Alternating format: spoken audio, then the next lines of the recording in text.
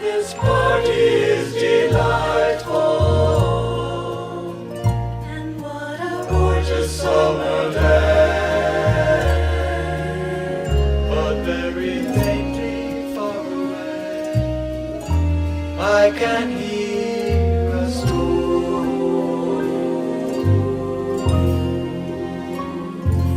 No one talks at all about it, but surely everybody. Am I the only one who feels we'll all be caught in that storm? I've got a busy day today. It's Saturday, but I wanted to try and do this podcast before I went to my great niece's 6th birthday party. And so I'm going to... The reason why I wanted to do this is because yesterday I thought it was a pretty good day on a scale of 1 to 10. And I thought I should probably capture what was good about it, because it's important to stop and reflect upon what feels right and kind of study it a little bit. Anyway, I had a number of clients yesterday. My day was full, so I was busy. That's always good. But I noticed that some days when I'm with people, I even the ones who are difficult, I notice that it's easier to appreciate their difficulties or not be troubled by their difficulties. And yesterday was one of those days where I could perceive the strides, sometimes they're very minute, and they're imperceptible strides people are making. And that's something that's very important for all of us to be able to do, is to see the imperceptible, often imperceptible, advancements that we're making and that others are making. To see, it's easy to focus on what doesn't work. That's obvious and glaring most of the time. But for some reason, what works tends to be ignored and set aside as if it's maybe irrelevant. It's not a problem, so sort of we don't bother giving it any attention. But I think it's important to be able to do that. It's really important to do that if you want something to grow, because if you want something to grow, you need to give it attention. If you want love to grow, you need to give that attention. If you want peace to grow, you need to give peace attention. So if you can't see the small little seeds and sprouts of these qualities in life, if you just are blind to them, you won't be able to grow them. So, and it sounds like such an easy thing to do, to be able to see these imperceptible things. Well, imperceptible doesn't sound easy, but it's something that I think people take for granted, that you should be able to naturally see these things. But we can, if there are so many troublesome,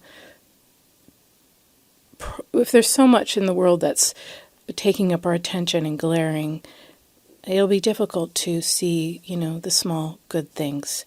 And the way the news looks these days, there's a lot of really upsetting things happening that are being reported continuously. So I don't want to seem like I'm not noticing those things or paying attention to those things. And I do believe that's part of the compulsion for me to, look at what's happening on Twitter or, 24-hour news sources. And, I don't want to seem as if I don't care about the state of the world. Obviously I do, but I need to try and balance that with the state of the world that's right in front of me, in front of my own face, and that I can touch. And so it's easy to, it's all a matter of perspective, right? To kind of something that's in the background, which, like a terrorist act at an airport across the country, that's in my background,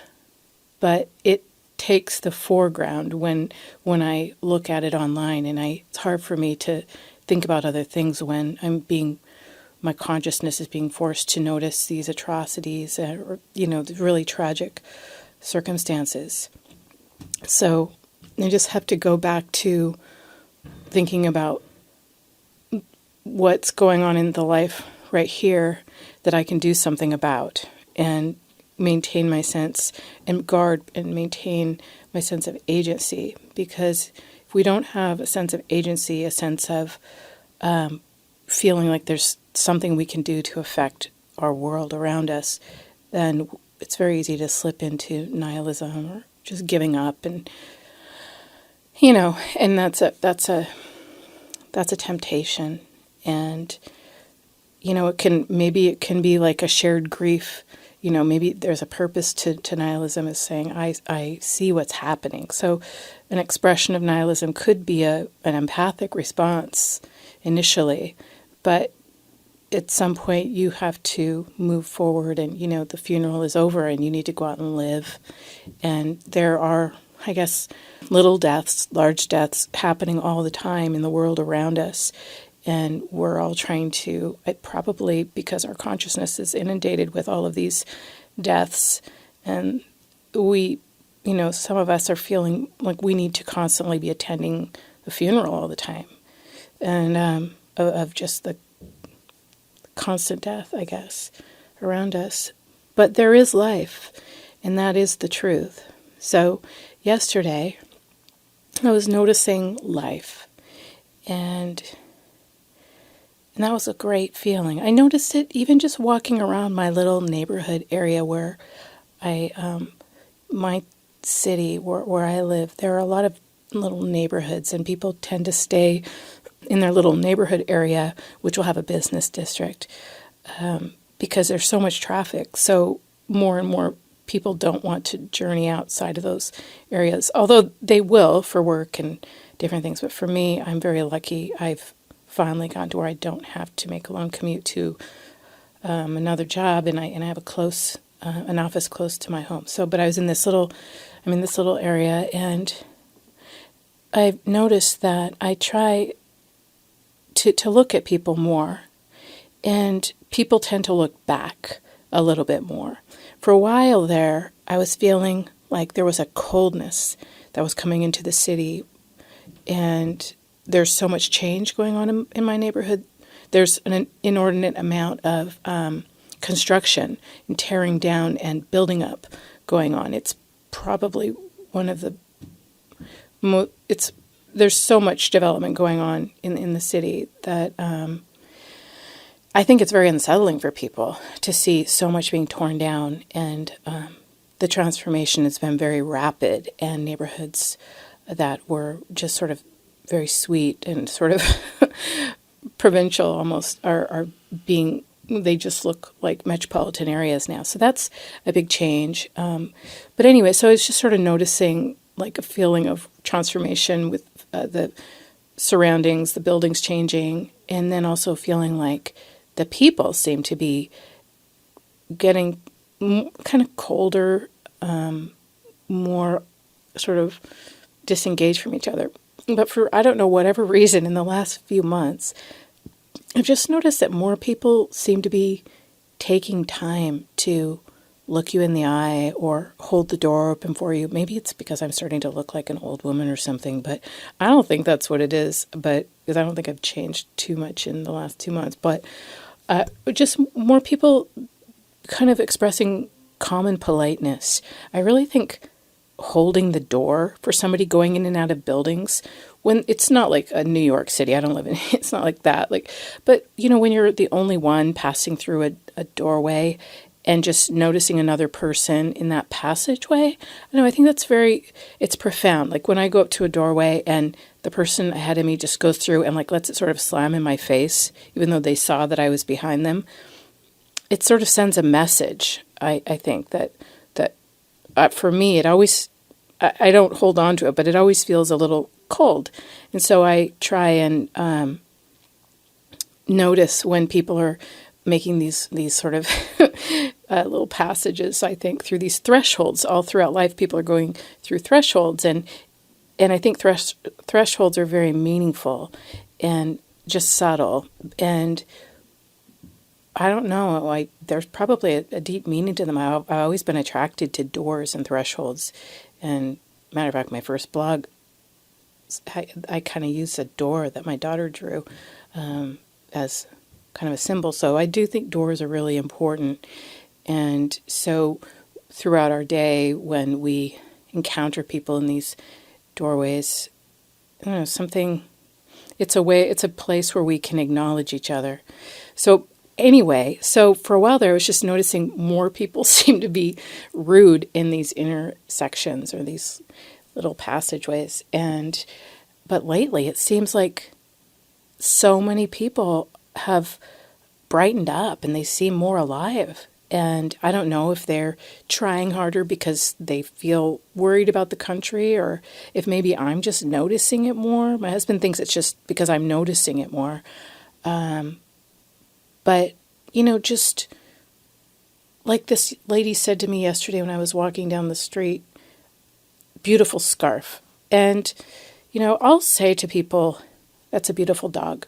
Oftentimes I'll say that because so many people have beautiful dogs. I would never say, like, that's a beautiful child, but you're allowed to comment on a person's dog.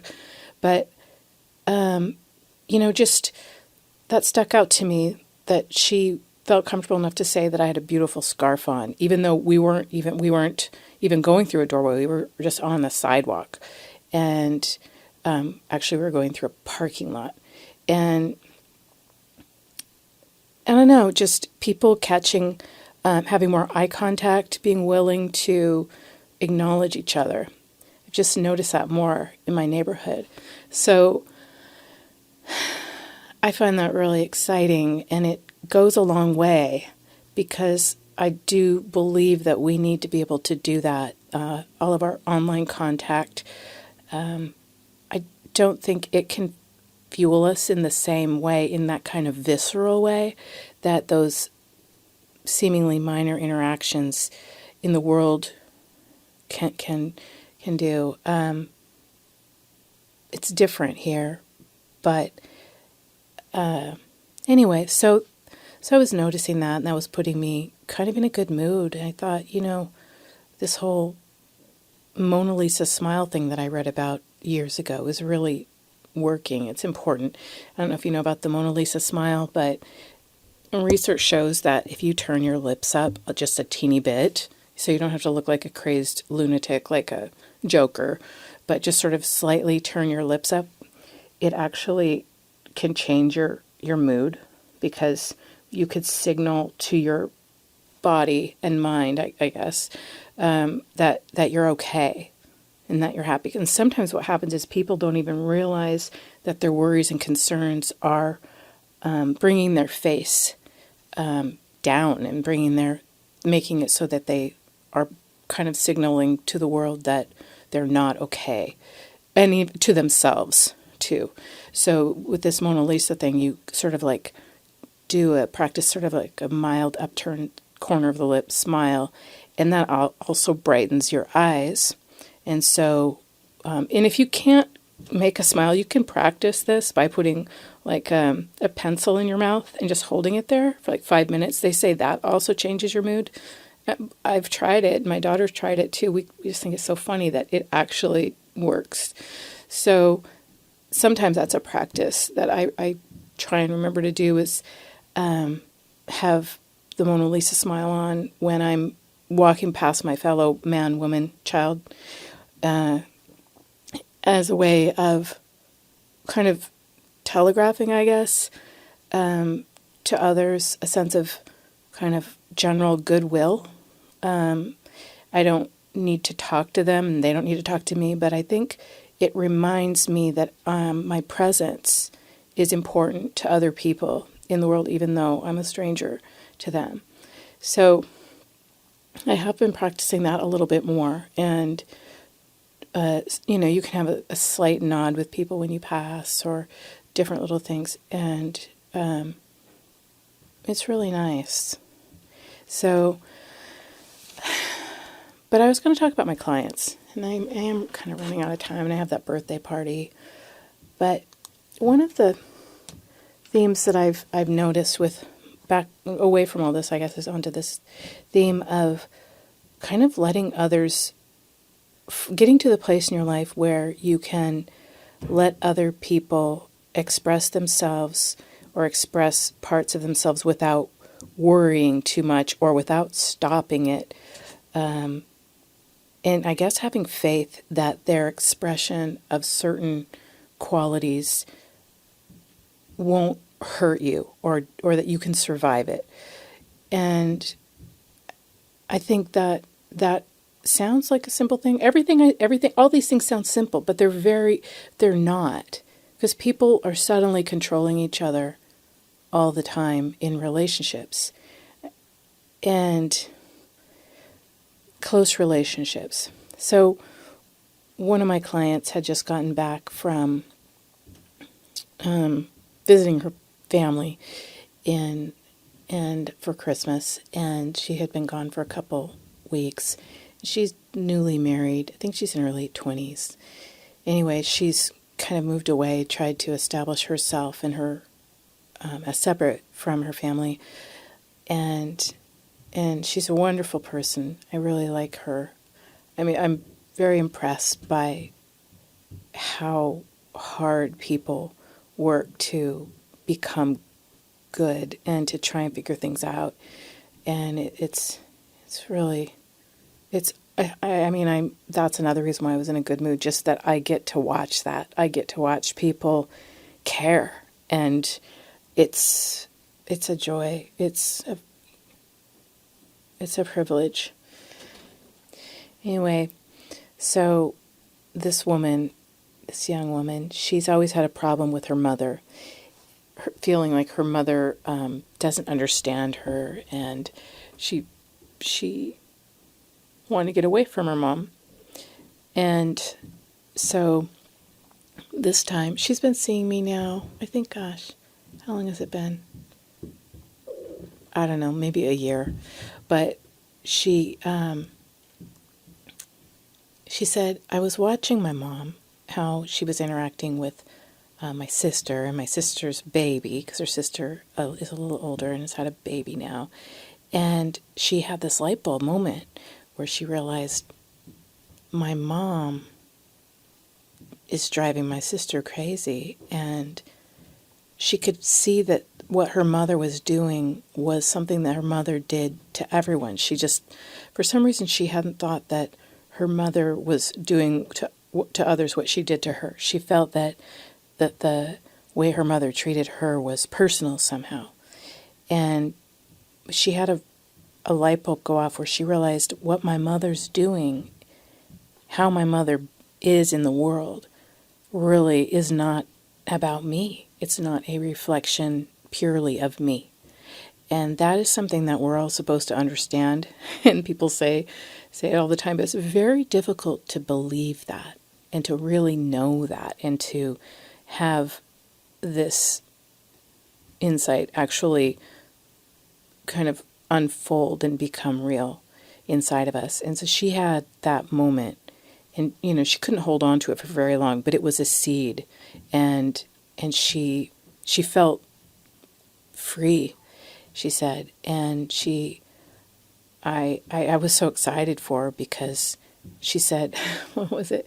She said, all these years I've always worked on different ways to get her to communicate better, or the two of us to communicate better, or, putting all this effort into the proper communication, and they're going to fix things so that she's happy, and her mother's happy, or mostly my client's happy, that her mother will change and alter herself to suit my client.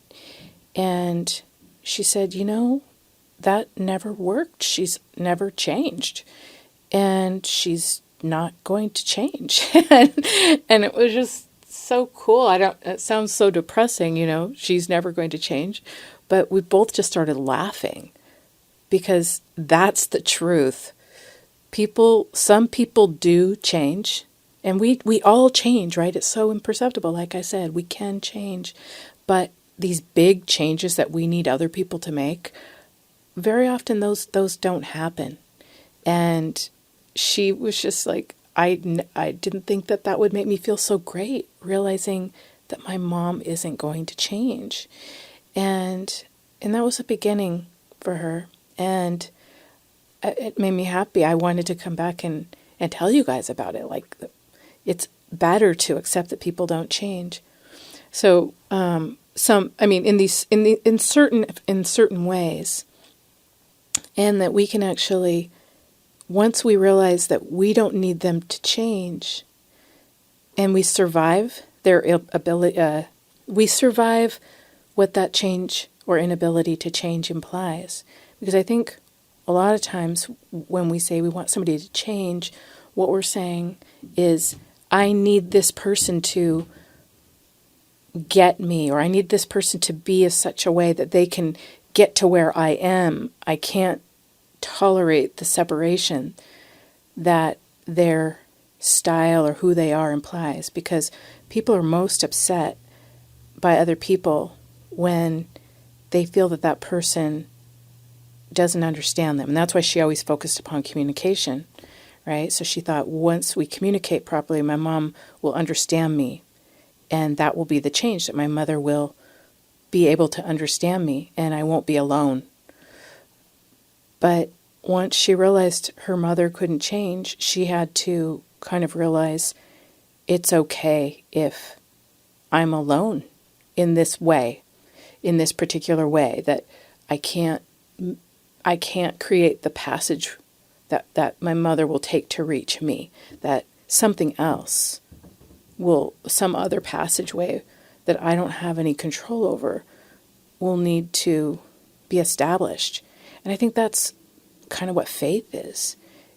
Like, you don't know.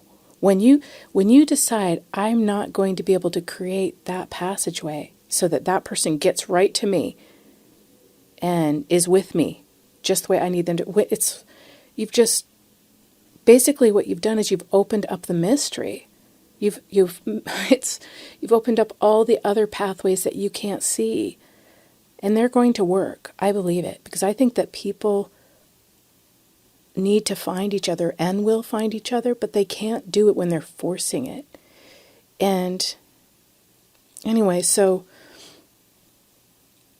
that's just, it's such an incredible experience to see that happen for another person, and also to then see it in my own life.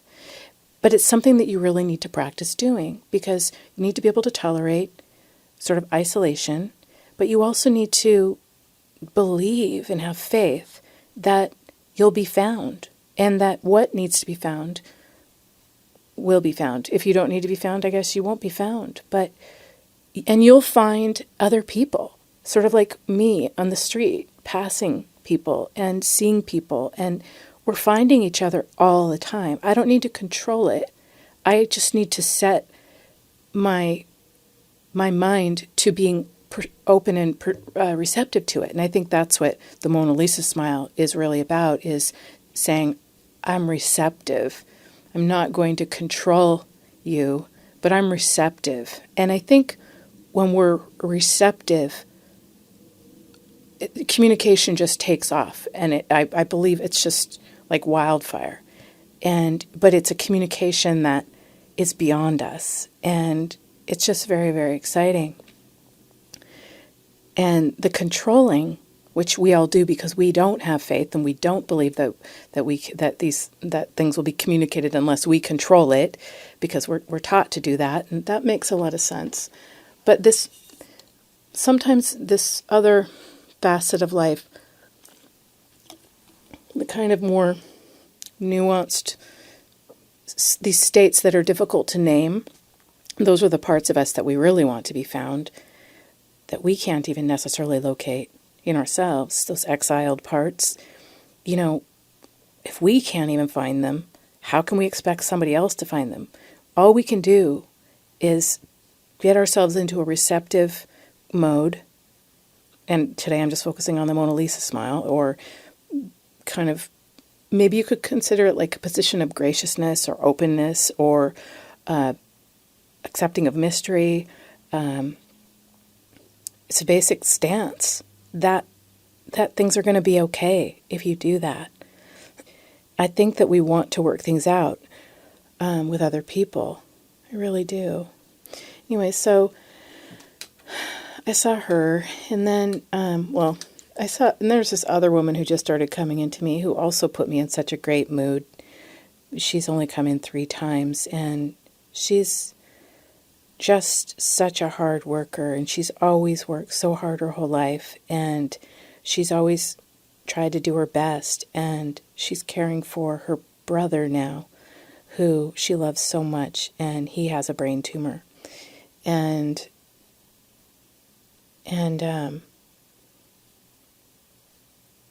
I love that I get to hear about her struggle, and that she is she's just trying so hard to find ways to make him better, and cures, and that's where she's at. And I think it might be working to some degree. I don't know if she expects him to be fully cured, but the love that she has for her brother is so palpable, and she needs to talk about it, and to talk about the love that she learned in her family from her father and her grandfather, and how they believed in love and working hard and pouring your soul into your life.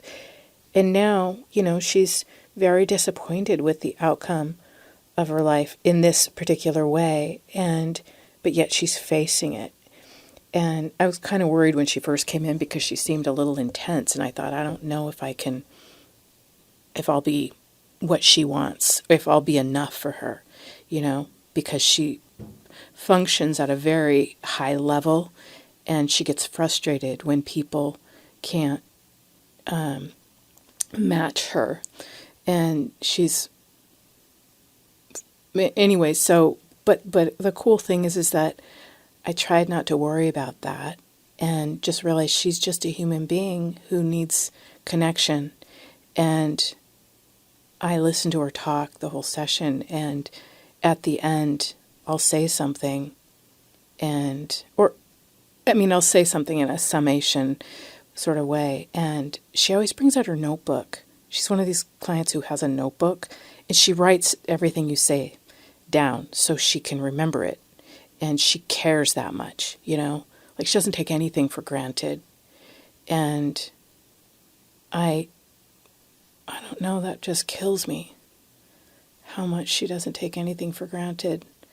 And also, it kills me that I'm worried about whether or not I'm going to be good enough for her, and she's sitting there writing down what I say. And she doesn't take anything for granted. And it's really good to be around people like that. I told her that, honestly. But you don't meet people like that very often, or I don't, who really have a sense of the wonder of life. She does have, her anger, but that's okay. Learning not to be afraid of people who really might have some expectations for you is really hard. I think if I'm too afraid of people when they come in needing something, then I can't really help them. So that's where, realizing that there isn't a perfect thing to say necessarily that's going to make people decide that they're helped, but that this process that I'm talking about of really trying to hear and listen to what they're saying, and not have it be about me. It's just a very difficult thing to do, but if I do that, it usually works. So anyway, I left work and I got home, and I was sitting by the Christmas tree, which yesterday was the 12th day of Christmas, and although we've never really celebrated that, this year I said I want to keep it up for the 12 days of Christmas. So I did, and I was too lazy to take it down anyway, and it is really pretty. So I was sitting by the Christmas tree with my husband, and he said, well, I'm not in a very good mood, and I've just been like in a bad mood, like in a bad way all day, and you better watch out. And I was actually appreciative that he told me that, because I could then adjust a little bit. But so I said, wow, I actually had kind of the opposite sort of day. And he said, oh, well, I want to hear about that. And so, I told him a little bit about my day, not too much. But then he started telling me about his bad day or his bad feeling. And it got pretty dark. I haven't heard him be that dark in a very, I don't know, like, not really ever. And in that way, like, he was very nihilistic, and he kind of let it sort of pour out and gush out in a way that, like I said, was pretty uncharacteristic. And it wasn't, it was like a distension almost, a distended,